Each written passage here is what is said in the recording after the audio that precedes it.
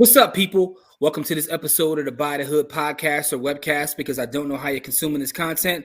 I'm your host as always. My name is Jimmy, and as we start off every show, that's with gratitude. Just want to say thank you to everyone who supports anything we do, specifically the students from By the Hood University, as well as the youth from the By the Hood Ownership Camp. I got my partner in crime, Core. Core, what's up, good brother? What's really good? How's everything going, man? Every day above ground is a good day, so let's go get it. Yes, sir. And as you know, our platform is designed to highlight brothers and sisters who are putting out positive energy, building businesses, doing things in our community, just putting out positive energy overall. And this brother that we got coming to you is doing, a lot of good work in the community, building businesses. He's an investor as well as a hard money lender. So we got to talk about that as well. Without further ado, man, I want to introduce the brother Rod Stanback. Rod, how are you? I'm doing great, Jimmy. How about yourself? Oh man, I can't complain, man. Ain't nobody listening, man. But no, thank you so much for your time, man. And I just want to say we appreciate you, spending some time with us. Oh, likewise, I appreciate you guys for having me. Corey, it's a pleasure to be here as well with you. So pleasure, man. Pleasure. Let's go get it. Yeah, man. So this is about you, man. We want to give you an opportunity to tell your story to our audience, to see what they can learn from it, and and just build. So tell us about your background. Where you originally born and raised? So born and raised in Philadelphia, North Philadelphia to be exact. What part of North Philadelphia though? North Philadelphia is big. I'm from Richard Allen. Richard Allen's my area. Okay. Ram Squad. Yeah, Ram Squad. Yeah, that's my hood. I grew up actually on like 12th and Parish. 1200 block of Parish Street. But yeah, Richard Allen's my neighborhood where I grew up, and that's where everything is from with me. Yes, sir. Okay. So what schools did you go to coming up, and what kind of student were you? So I went to elementary school. I went to William Henry Harrison, right there on 10th and Thompson. So that's 10th and Thompson in my neighborhood don't get along right now. But during my days, I still have a lot of homies over there. I got strong relationships over there. So I went to elementary school at Henry Harrison. Then I went to John Wanamaker. So John Wanamaker was at Lefford Cecil B. Moore, but that was knocked down. I only went there for 9th grade. Then I transferred to Stoddard Fleischer. You familiar with Stoddard Fleischer? I'm not familiar. Corey might be familiar. Corey's in the district. I'm not sure. Oh, okay. So it's basically right across the street from Benjamin Franklin. Yeah. Okay. Yeah. This like on the back block right there. Yeah. They actually shot the Sixth Sense there. Sixth Sense was shot at Stoddard Fleischer Middle School. But I graduated from there, and then I went to high school at William Penn High School. I went to high school at William Penn. Another school that they knocked down. Yeah, there's more either, man. Yeah. Every school you go to, man, once you leave, the Grim Reaper. They was only to service you, man. They eliminated my whole legacy, man. You know what I mean? Now Harrison is still there. But St. Malachy's, the Catholic school, St. Malachy's, they actually bought it. So it's not even Harrison anymore, but the actual structure is still there. Yeah. Man, that's an interesting tidbit. All right, so what was your journey after high school? What was your journey like?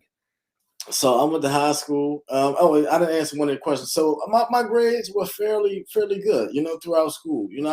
I was one of those guys that, I kind of like played both sides of the field, my whole life. Not many people could do that successfully, but somebody about the strength of God, I did, so I was hanging with my homies in the streets and all that. But, my dad, he didn't live with me, but he was real strict as far as like education and stuff. So, it wasn't much he can do, but every time it became report card time, he was on my ass, you know what I mean? So I wanted to make sure that, they was halfway decent. So I was a fairly good student in school, probably up until high school. Okay, got you. So Pops made sure you had to, keep it to a certain level, right? Yeah, absolutely. He's from the South, country guy. His big thing was education. He was always stronger than himself, and he wanted to pursue high education and stuff, but his father didn't allow him. He was a farmer. His dad wanted him to be a farmer. So he got the hell out of there. That's how he came to Philly, and that's how I was born. But but so after high school, though, to answer your question. I went to Millersville University. So fresh out of high school, I went to Millersville State College up there close to Lancaster. It was in Amish country. My major was business management, so I went up there. I always knew I wanted to be in business. I didn't know to what extent, but I know I wanted to be in business somehow, so I chose that as my major. Lo and behold, I went up there the first year, everything was cool. But the second year, now it wasn't cool because I wasn't doing what I was supposed to do. It was cool for other reasons, right? Yeah, for other reasons. You know what I mean? It was a cool experience. I'll tell you that. But for not my first grade, I didn't do anything I was supposed to do. And I hung in there by the threads. But the second year they had enough. They cut me, and I was gone. And I had some issues up there though. But I got kicked out of school. Came back the block with my homies. We were sitting in the same, and it was crazy because every year we'd be plotting out the next year, this, that. And then I found myself at the high school sitting right back in the same spot, talking the same stuff with my homies. I'm like, wait a minute, you know what I mean? Like, this can't be life. I got to do something. Yeah. But I didn't know what I wanted to do. So one of my homies, his cousin had a job at Applebee's or whatever. So I needed something, you know what I mean? So he got in there. So I was in Applebee's for like 3 years, and I was doing some other things, to try to get by at the same time. But I look up, like I said, like 3 years had passed, and it was rough. Like we had a manager, and he was on our ass. You know what I mean? Like he was rough, and it's a tough environment anyway. We're in the kitchen. It's hot. It's a fast pace. You got all types of attitudes and different emotions coming your way. You know what I mean? So it's a lot that you got to deal with, and I just couldn't stay in that situation. It wasn't for me. So I said, I got to do something. So at the time, this was pre, the Great Recession and everything. Mm-hmm.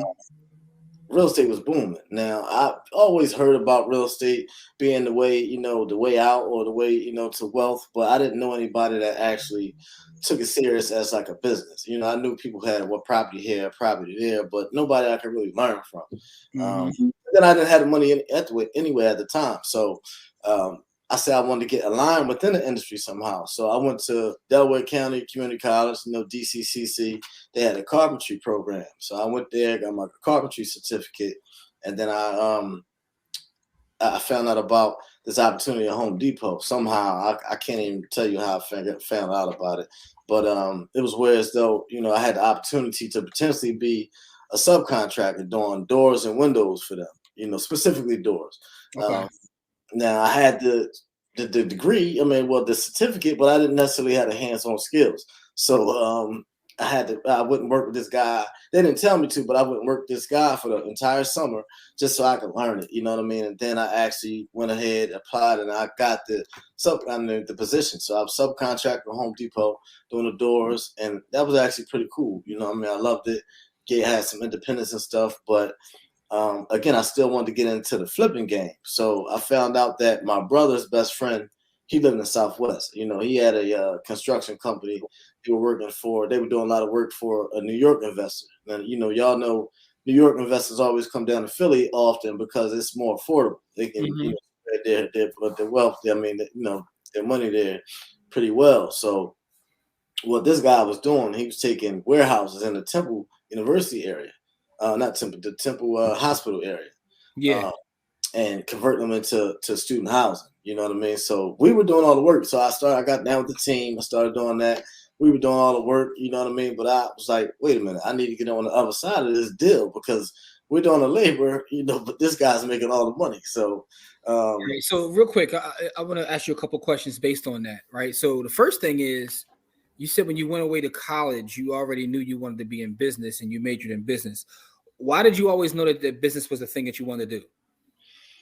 It was just, I just always loved the idea of being a businessman. I always wanted to have a suit, travel on an airplane to this destination, that destination. It just looked good, It sounds fly. I got you. Yeah. All right. So the second thing is, you've paid your dues, right? So, you didn't just jump into the side. Like, so right now, as we see behind you, you're into hard money, you're an investor, but you actually paid your dues, going through the whole track of working with Home Depot, learning carpentry, and all that. So, salute to you for actually putting the work in and figuring things out, because what you said was interesting is you got to a point where you were sitting around with your same friends not knowing where to go, but what you did was take action to start doing work and figuring it out. You figured it out. So I think that's admirable. But the question I want to get to is this: that journey, a part of time where you started to take carpentry, right? So learning a skilled trade kind of changed your life. So what is your thoughts about, like, kids getting into the trades? Like, let's just say that, they don't want to go to college. Like, do you think that, more of our kids should get into the trades? Absolutely, no doubt about it. First and foremost, like, people, they don't put respect on these trades like they used to. You know what I mean? It's like, these days, I mean, you can make the same amount of money having a trade as you can being a professional. You know what I mean? You know what I'm saying? This is a professional, but for the audience, I'm talking about being a doctor, a lawyer, things like that. You know what I mean? You don't have to go to school for 12 years or an additional 6 years or whatever after your college degree, to actually, make the amount of money that you're looking to make. Now, if that's your passion and you want to pursue, one of those professions, then there's nothing wrong with that. You know what I mean? But if money is your motivation, that's not necessarily the path that you have to take. You can actually start, before you get out of high school, a bit with the trade. If you know somebody that's actually doing something, whether they're a contractor, like a general contractor, like doing carpentry, plumbing, electric, HVAC, whatever, prior to you getting out of school, you need to get with them, either work after school or on weekends and learn prior to you getting out of school. But, if you're already out of school, you're looking for something to do. I think the trade is like the lowest hanging fruit. It's the easiest to get involved in, the less expensive, and you can get started making money the fastest. So I'm definitely for that. Yeah, that makes sense. All right, so now you're you're working with Home Depot, but you another thing interesting you said is, I got to find out how to get on the other side of that, because you guys are doing all the work, but he's making the big money. So what was your next step in that journey? Well, I just putting it out there, honestly, because I knew money was a big issue, so I just putting it out there. Everybody knew I was looking to get into real estate, and they know I was, they knew I started doing the carpentry and this and that. So they just knew, I just put it out there into the world. And then, suddenly the market crashed, Now at the time, I'm not really in the mix of nothing. I don't know what's going on, but the market crashed, and somebody came to me and they said, I know a guy that has 2 properties for sale for $10,000. So I'm like, that's a no-brainer to me. You know what I mean? I'm in the game finally. That's what's in my head. So I gave him the money. He gave me the deeds. You know what I mean? And again, I think I'm in the game. So I fixed one property up. Now I still own it to this day. It's at 40th, and I got one at 40th and Gerard, but this is at Belmont and Parkside on Viola Street. First property I ever owned, still own it to this day, being rented. But what happened was I fixed it up, and this was during a recession. Now, the Great Recession, I fixed it up, and it was under contract in 2 weeks. You know what I mean? Now, nothing was really moving then, but this was under contract in 2 weeks, and they asked me for the HUD a copy of the HUD. Again, I'm new, you know what I mean? I'm like, the hell are you talking about? You know what I mean? So they asked me how I got the property. I told them, and they immediately referred me to a lawyer, So I get to this lawyer, and he asked, I tell him how I acquired the property. He tell me, from the gate, it was a scam. You know what I mean? He told me, this guy, he got you or whatever. So he asked me who the guy was, this and that. So I told him. Coincidentally, he knew the guy, he was doing pro bono work in family court for representing the guy's kids or whatever. And, he told me the guy was a straight con artist, asked me if I wanted to pursue him and this and that. I thought that was about to be a good story. Like, oh no, he's good. No, he told you he's a con artist. Con artist. Now, mind you, I ain't even include, so I got those 2, but I got so excited, I kept going back to the guy. So by this time, I got about at least 5 properties after that. 5 properties, the first year. So I'm sorry, I shouldn't be laughing. It's hard. This is crazy. It's part of your story, though, right? It's all part of your story. I made it through, so I can laugh at it now. You know what I mean? Yeah, but that wasn't funny at the time. So I put the money into the property. I put under contract. All right, I told you that part. It was under contract. So I told the attorney what happened. And he wanted me to pursue the guy. Well, he asked me if I wanted to pursue him, but I'm like, he's a con artist. What am I really going to get? I'll be paying you money, and I won't get nothing back. So I said, let's just forget about it. So the way to resolve everything, we had to do a quiet title process. Now, y'all might know, but for the audience, if y'all not familiar, a quiet title process is when you have to find the rightful owner of that property. And the process, what happens is you have to get a private investigator to try to find that person and see if they still have any interest in the property. If they want it, then I would have been shit out of luck. You know what I mean? Lost everything. But what he was doing was he was riding around the city and he would look for properties that he could tell had been vacant for a while. So when he when he would do the research, he would then research the owner, and then he saw that they were deceased. He knew nobody would be coming. Most likely, they wouldn't be coming back for the property. He did his own version. He did his own version before he got to you. Yeah, you know what I mean. He know what he was supposed to do. You know what I mean. So for the first one, she was dead, right? So, but then if they're dead, then you need to find their heirs or somebody related to them. So the first property, so with the property investigator, you have to do 3 newspaper listings for 3 consecutive weeks, and then you got to do like certified mail to anybody you can find in the family, and you got to do 3 attempts. If they respond, then they got to come to court and whatever.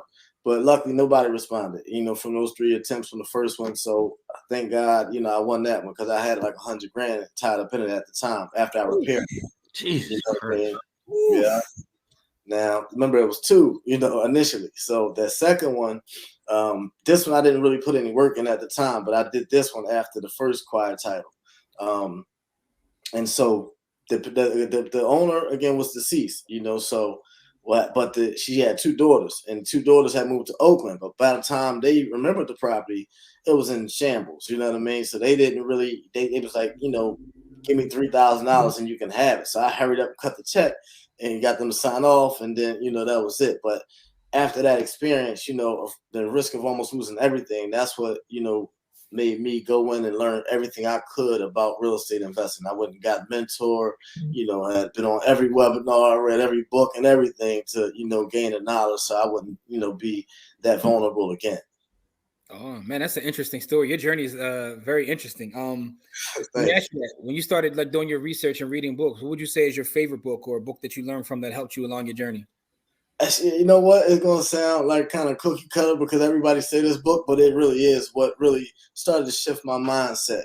Rich Dad, Poor Dad. Once I knew it was coming. Yeah, but it's real though. Someone said that on our IG page the other day, like that book changed their life. Like it was funny. Someone said, I don't like him, but I can't lie. His book changed my life. So obviously you're not the only one to say that, but I mean, you can't deny that it's changed a lot of folks' lives. Yeah, man. It helped me, distinguish liabilities and assets, and then from there, it kind of like it gave me a little bit more clarity as to, in direction, as to know that, I only wanted to be associated with assets, whether it's people, what I mean, or things that help us to acquire generational wealth. Yeah. So another thing about your story, which is interesting, is that when the opportunity presented itself, you were ready because you were putting work in and, stacking your paper and getting ready. So when the opportunity came, you know what I mean? Like, so everybody tries to have an overnight success, right? And there's no such thing. But when you're working towards something and the opportunity comes and you're prepared, and you can take action. And that's what you did. So that's a dope part of your story. So talk about this transition. Now you're in the game, you got investment properties. You start to buy more investment properties, and eventually now, your business is hard money. It's one of your businesses. Yeah. What made you want to get into hard money, and how did that happen? So I told you after that experience, I went and got a mentor. So one of my mentor, I was inspired by his business. So he was a real estate investor that transitioned, and he, probably still active, but he transitioned into an educator. So he was mentoring people, teaching them how to get involved in real estate or to scale their existing real estate business. But his model was crazy. Like, so, all right, like I said, he was investing. Then he was a coach and mentee. Then he was throwing live events and stuff like that. And he actually was giving good content. He's still going to this day. You know what I mean? So that's how he actually giving value. But then he was raising. Then he was a hard money lender. So he had this thing called the circle of wealth. So as a hard money lender, he was targeting retirees. Retirees, when they get finished working, a lot of them still want to do something. They don't want to just be sitting around. You know what I mean? So, what he figured out, he like, why don't I teach them how to invest? He like, so it was two things. Retirees, they have a bunch of money. You know what I mean? A lot of them don't know what the hell to do with it outside of bank, bank accounts and stuff like that. So he like, I'm going to teach these people how to become private lenders, and then also teach them how to invest in real estate so they can have something to do with their time. They're making money off real estate investing, and they're also making money as private lenders. But then, like I told you, he's still training people like me, in real estate. And when you're in the real estate, you need finance. So the people that he's teaching need the financing from these retirees, and then he's educating everybody. So he called it the circle of wealth, because everybody's benefiting from, this model. And honestly, I got inspired by that, because I'm like, I don't know any black guys doing this. You know what I mean? So like, I was like, if I could take this to our world, I could be the man. Like, you know what I mean? So that's just what I set out and, aspired to do. Okay. That's interesting. So, Corey, you have some questions, bro? I do. I have a couple questions. So, how did your experiences when you first left college and all of that help you in the real estate world? I don't think it did, honestly. The only way it did is because I probably wouldn't be in this industry. I wouldn't be here right now, talking to y'all if I would have continued along that path. I don't know where I would be. You know what I mean? I might not own any real estate or anything, so that's the big determining factor. I think that, by me getting kicked out, it forced me to think of, another way that, I could still thrive in life. And so what made you take the route of going into the trades before getting into real estate instead of jumping in feet first like most people? I did. So I did take my real estate license. I took the class. I passed the class, but they took so long to send my transcripts that I forgot a lot of the information when it came time to take the test, and so I just never did it. You know what I mean? I decided to go to the construction. So you just had some weird experiences that like ricocheted you into other things. But that's how you know everything in life, man. It's all about energy. Everything happens it is, man, because like all these things led you to where you are now, building what you're building. And if not for these little small things that happen to you, so that's kind of dope though. But go ahead, Corey. I didn't mean to cut you off. No. And so those things ricocheted you into the hard money lending. So when you said your mentor also had this thing called the circle of wealth. So did he help you get into the hard money game, or did you decide to do it, from his teachers and then turn it into something, different on your side? So I was inspired by his model, but he wasn't really teaching people at the time how to get into the hard money game or whatever. I was just inspired by it for a while, but then he came up with like a course. It was like a weekend course where he teach people how to become hard money brokers and stuff. So I paid it, flew out to Vegas and did it and everything.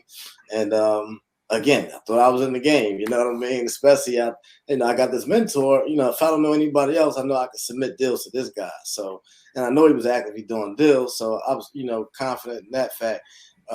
So what happened was I got, I went to the seminar or whatever, completed it, and I'm ready to go. I came back hyped, and I'm, as far as I know, I'm in the game. So I started generating leads, and no lie, it was about, so because I learned about hard money from this guy, and I knew this guy, I liked him and trusted him. That's why I was sending all my business to, and no exaggeration, we submitted about 50 loans to this guy, and not one of them closed. You know what I mean? So it was a lot of his terms were horrible. His terms were horrible, or the process was just so messed up that I just couldn't. People get frustrated and they would just leave and go to somebody else. So I'm like, if I have to depend on this guy, then I'm gonna be out of business. You know what I mean? So like, I gotta figure something out. So I started to be resourceful and try to put it out there. Doing my due diligence and everything, and started finding other institutions that I could partner with to provide capital for my leads. And slowly but surely, that first year, it was rough. I didn't close my first loan until the 12th month. I started in January. I didn't close my first deal until December. And that was in 2014. Then 2015, is when I started to get some traction and really, get some momentum in the hard money world. Now, let me ask you this question. For the folks that don't understand what hard money is or how hard money works, can you explain just briefly what's hard money? Absolutely. So hard money is basically an alternative to traditional financing. So we're different than the banks or residential mortgage lenders in the fact that we exclusively lend to real estate investors. If you're trying to move into a primary residence or anything like that, I'm not the guy.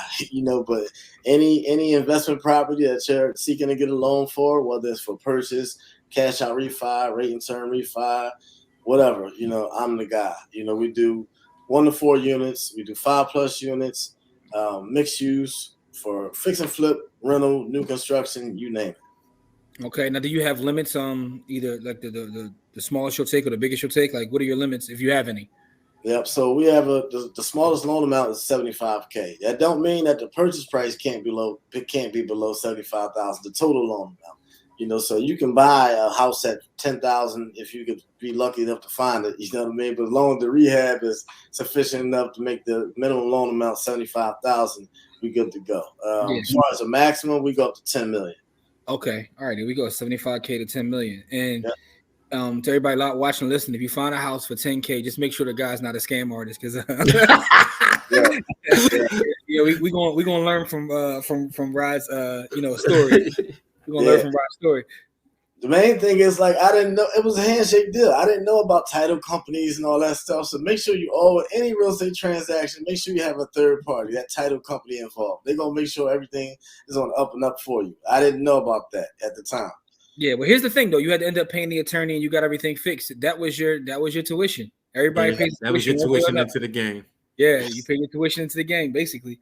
So along this journey, right, from where you started, you know what I mean, Richard Allen, to where you are now, where you you have your own deals, your own buildings, and now you're a hard money lender. What would you say has been the biggest hurdle that you had to overcome to get you from where you started to where you are now?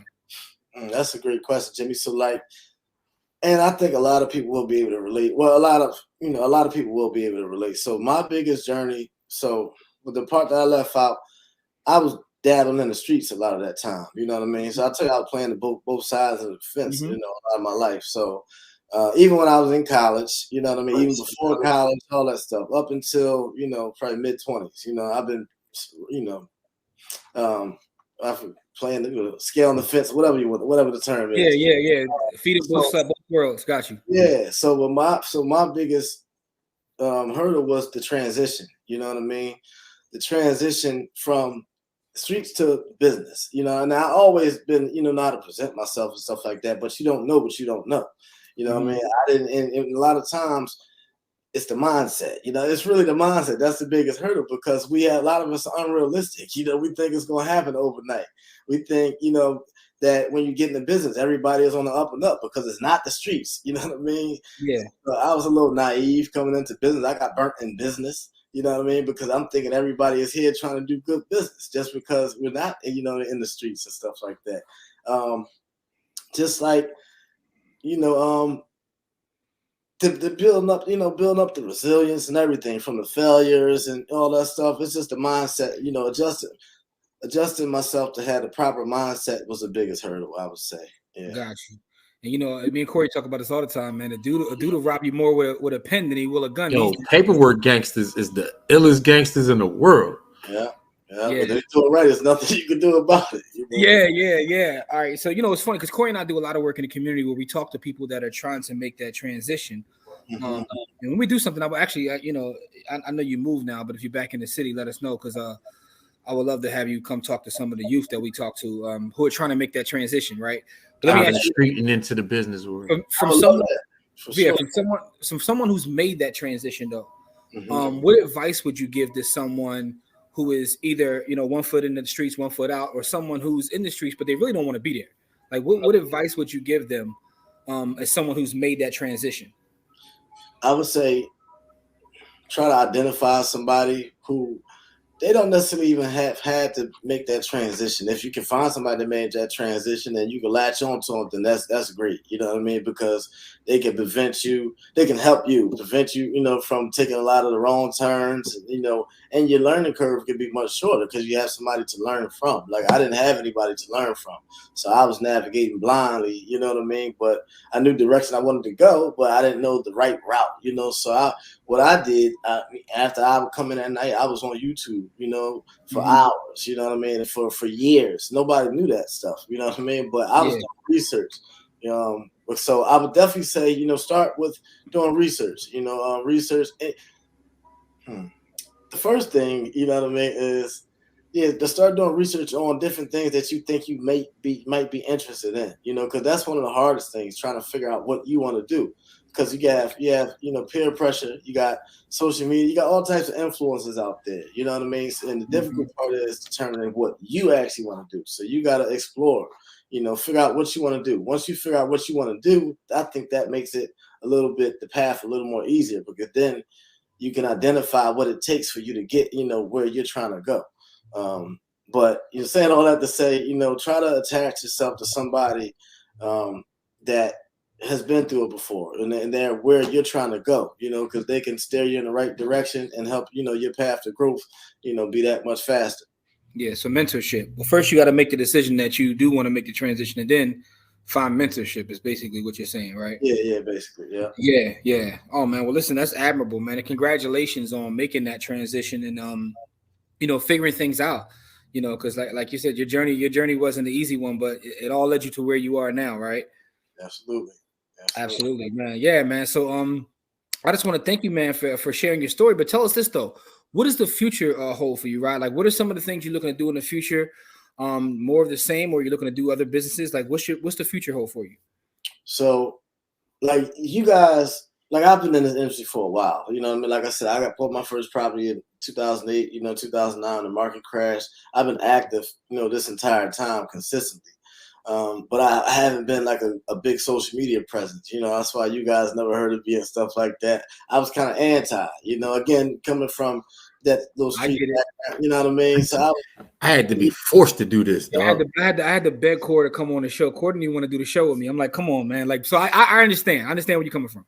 Yeah. So like for me, I mean, like just doing this is a lot for me because I'm behind the scenes type of guy. I really don't even like cameras and stuff, but more than anything, I felt as though I was being a bit selfish, you know what I mean? Because again, I have all this knowledge and stuff, but I need to do something with it. You know what I mean? If you're going to do anything, if you owe anything, you know what I mean, you deserve to give people, you know what I mean, the information that you've learned to help you change your life.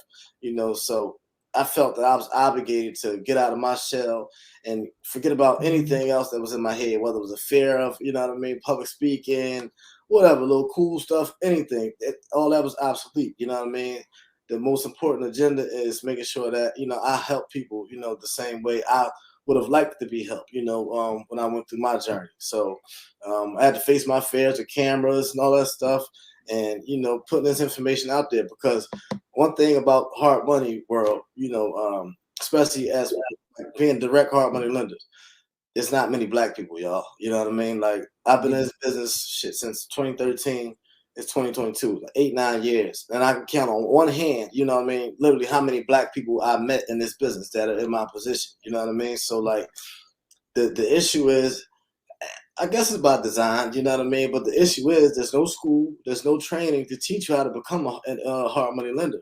So you got to know somebody. Thankfully, I connected with this guy. Now that was just a coincidence because he's a white guy. He's a Mormon from like Utah. I would have never crossed paths with this guy. You know what I mean? You came across him during your studies. But that's why it's all about being prepared when opportunity comes, right? And you took action again. So you got to give yourself some credit for taking action, right? And something else you said, that's the reason why you sharing your story is so important. Because we don't see people that look like us that are doing the kind of work that you do. So it's important for you to share your story. And the secret is this: the more people you help, it actually will help you in business. The more you give, the more you receive. That's the secret. The more you share your story, it's going to come back to you in some form or fashion. And, I know that to be fact. So that's why we definitely wanted to have you on to tell your story, because again, there aren't too many people that look like us that are doing the work that you do. And it's important to tell your story so the folks can see that people that look like us are doing this kind of work, man. So I just want to salute you for the work you're doing, say congratulations, and just ask you to continue like past this. It's not about us. I just wanted to let you share your story, but share it beyond this. As many platforms you get, your own platform, just continue to share your story because you're going to inspire others. Yeah, thank you. I appreciate it. I appreciate you guys having me, for sure. So, yeah, I mean, one other thing I wanted to add too, one interesting thing that I have going on. So I'm saying all that to say I started Hard Money University, to teach people how to break into the hard money industry, so that's one thing I have going on. But then I just acquired 34 acres of land in North Carolina. Yeah. So what happened with that? It was family land. My grandfather bought it back in 1911. Started out with 500 acres, him and his cousin. But slowly but surely they got swindled. You know what I mean? And got forced out of a lot of land through eminent domain. In North Carolina, there's a company called Duke Energy, and they took a lot of land that's bordering the current land that we own, what they own. Well, my grandfather owned, and so it was a creek, and they widened the creek, and then they turned all the property they took into lakefront homes. You know what I mean? They all going for $500,000, multi-millions and stuff now. And then you got my family own everything inside of that. And then they trying to act like it's not valuable. My family's getting old, and they weren't doing anything since my grandpa died in 1986. So my father always told me never sell the land, never sell the land, never sell the land. So I was supposed to get his cut, obviously, as heir. But somehow, they all getting old. They said, let's sell, half of it. So they tried to sell 34 acres, to a white guy at that. You know what I mean? But I caught wind of it, right? I caught wind of it, and they knew I was interested. So I caught wind of it. And they like, oh, it's too late. It's under contract now, this and that. I'm like, well, why didn't y'all even offer it to family in the first place? You're like, how you going to preach to me to never sell, but you go ahead and sell? You know what I mean? Yeah. But it just so happened, again, it's heir property. So my father had like 10 siblings. One of his brothers died. So they had to find his sons to sign off on his interest. But they can't find one of them, thank God, because then they had to do a quiet title process in order to sell that. But in North Carolina, I found out it's a statute that says after the quiet title process is done, you got a 10-day window for anybody. Y'all could have came down there and put in a bid for this property. You know what I mean? Put in a bid. I went down there. I did that. And then the agent, it was a dual agent. So he was representing, my family and the other. And your buyer right there. Yeah. Yeah. So he reached out to me. He like, oh man, we were blindsided by this offer. I'm like, no, you were blindsided, but they weren't, because I told them exactly what I was going to do. You know what I mean? Yeah. My family. And then so he wanted to know my motivation. I'm like, well, it's my family's land. My father told me not to sell it ever. Like, you know what I mean? So I want to keep it in the family. And I knew he was a dual agent. So I'm talking big to the guy. I'm like, listen, I'm here. I'm going whatever. Like, I ain't going nowhere. I mean, it really means something to me. But obviously, you can't, you got to go only as high as the value, you know what I mean? Yeah. Allows. So, but did all that. And luckily, the guy, I don't know if it was what I was saying or what, but I think it was because you can't fight somebody for family land. Like, that's just bad karma. You know what I mean? So he kind of backed off, and I was able to win that property. So, man, congratulations on that. Yeah, man. Corey and I both got stories of like family property that should be in our name, but some of the same things you talked about, we've dealt with that person. Yeah, so I totally understand that. And that's a huge piece of land. And for the folks who don't know, every acre is approximately 43,560 square feet. So do the math, 34 times that. that's a huge piece of land. Yeah, so congratulations, man. I can't wait to see what you do, if anything. Because like when you buy acres like that, you can just like literally land bank and sit on it. And a lot of people do that. Yeah, a lot of people do that. They just sit on the land, like, because over time it becomes more valuable. So, but congratulations on making that deal go through. And tell us a little bit more about Hard Money University. How do people get information about that? And what can they expect if they go to look up Hard Money University? So Hard Money University, again, it's an online platform, online education platform where I teach people how to get involved with the hard money industry. So the level that the level that you get involved is up to you. So it's typically like 3 tiers, so you have people that want to get involved, but they don't necessarily want to manage the paperwork and communicate with borrowers and stuff like that. So we call them strategic partners. So we'll teach people, like, this is for people that are basically aligned within the real estate industry. So they might be a real estate agent or a residential mortgage broker, somebody that's already, we have the same target demographic, you know what I mean? They just want to create an additional stream of income without doing any additional work. So they can just become like a affiliate or a strategic partner. They just simply pass on everything, and then, they get compensated for each loan that closes. But then, you got people that want to be more hands-on. So I did a poll amongst like real estate agents, and they said the most frustrating part is being in the dark, doing transactions and stuff. You know what I mean? So there's value in it for real estate agents to become a hard money broker, at least, because then they're the source. They're right next to the source. They have that connection, so they don't have to depend on another broker being in between them and them getting a lack of communication or such and so forth. So, so it can be for people who don't have any experience and just want to get involved. Maybe you tried real estate investing and it didn't go the way you planned, or you didn't, and just figured out it wasn't for you, but you still want to be involved in some way. This is another option for you. Whereas though it doesn't cost a ton of money to get involved. That's another thing that people think that you have to be a millionaire to be involved with hard money. You're not necessarily lending your money, so that's not the case. So I'm debunking a bunch of myths and bringing more like clarity and information, as far as the hard money industry, because a lot of people don't know about it. And people know about hard money, but they don't know the back end of it. People don't understand it. Even people that use it don't really understand it. So, you know what I mean? I'm just bringing all this information to the forefront so people can be more educated. And then if you feel as though this is something that can add value to your life, your business, or whatever, you have the option to then be either a strategic partner, learn how to be a hard money broker, or learn how to become a direct hard money lender. Nice. Okay, so we're going to put the links to your social media as well as anything else within the description box so people can take a look at everything that you got going on. But Rod, again, I just want to say thank you so much for sharing your story and being transparent. Yeah, you got an amazing story, man, and continue to do so, man. Corey, you got last words before we get out here, bro? Yeah, that was amazing. The path you took is amazing. So, if anybody takes anything out of this, just make sure that you take the fact that, Rod took all the paths. Like, you know what I mean? Like, you did all of the stuff, you know what I mean? I went from being in the street to doing this. I went from being in college and not completing it to, you know what I mean? Like, there's no straight line. It's a journey. The journey is still, you still got to where you was going. So it's an amazing story, and I'm glad you gave it to our audience, and I appreciate it. Thank you. Yeah, man. Thank you so much, man. Yeah, and we're gonna like I said, for everybody watching or listening, make sure you check out everything Rod's got going on. We're gonna put his Instagram page as well as his other links within the description box. Go check him out. And give him a follow and then see what he's got going on. If you're interested in Hard Money University, make sure you reach out to Rod and get that done. But Rod, just gotta say thank you, good brother. We appreciate you. Likewise, I appreciate y'all. Yes, sir. And listen, like what y'all was saying about the community work. I mean, like I grew up in North Florida. I used to go to the Salvation Army in Broad and Brown. You know what I mean? I used to love when people used to come talk to us and stuff like that. Mm-hmm. You know what I mean? So anytime I get to pay it forward and do that, count me in. My mom still live in Philly. My whole family's still there. So I come like every other week. So anything you got going on, you can count me in, y'all. Yeah. And also, yeah, and we will let you know that. And also, we have something coming up.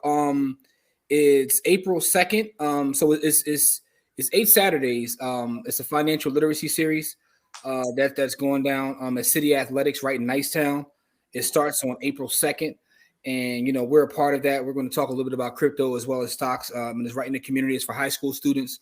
So anybody looking for information about that, please make sure to reach out to us. It's right here in Philadelphia. It's at City Athletics in Nicetown. So that's coming up. We got our free Buy the Hood ownership camp coming up later on this summer. Yeah, man. We really get out here and grind, dog. Yeah, and we're putting together another program as well. Shots to my brother Kerry. We're putting together the program as well for for the youth. Coming back home, man. Yeah. So we're putting a lot of stuff together in the community. So be on the lookout for that for those listening or watching. But again, this is about Rod and his stories. I want to say thanks to Rod. Check Rod out. And as we always say, it's not about how much money you make, it's about how much you keep. Game elevates. We appreciate you, and we'll see you on the next episode. Peace. Peace, y'all.